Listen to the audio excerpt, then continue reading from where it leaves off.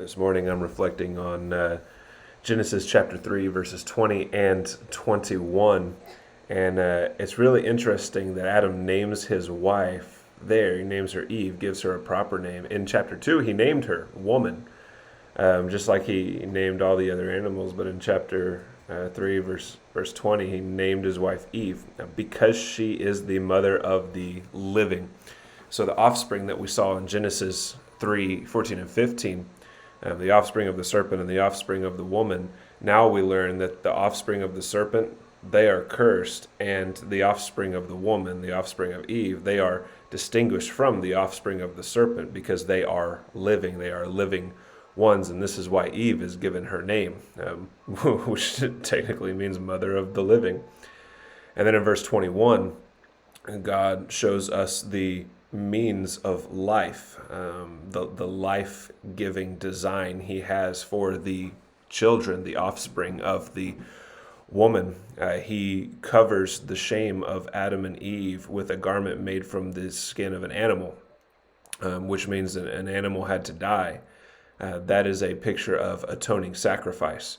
And so the life being given to the woman, even though the man and the woman earned death, the life being given to them is being given to them through atoning sacrifice, a sacrifice that substitutes death for death and covers the shame of Adam and Eve. Now, an animal couldn't be the perfect sacrifice for sin because through Adam, through his sin, the earth was cursed, including all the creatures on the earth. So a cursed animal can't rightly be the perfect substitutionary atonement for human sin. God is revealed as the only righteous one. And so we know as early as Genesis chapter 3, verse 21, that God is the only one who can be sacrificed as a substitutionary atonement for or on behalf of the woman and her offspring, the living ones. And it is only through God's sacrifice of himself that the offspring of the woman can possibly receive life.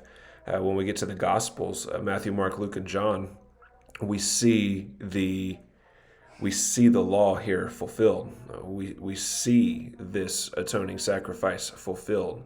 What initially was the making of garments of skin becomes the perfect atoning sacrifice of Jesus Christ, who is described here in Genesis 3 as the voice of God, who walks in the garden, who has a particular presence, local presence, and who is in the New Testament described as the Word of God, the Logos of God, the Son. So this person of the Trinity, Jesus Christ, God in the flesh, in his incarnation and in his death, burial, and resurrection, actually fulfills this substitutionary atonement in a pure, righteous, and perfect way. For the seed of the woman, not the seed of the serpent, which is also an interesting detail.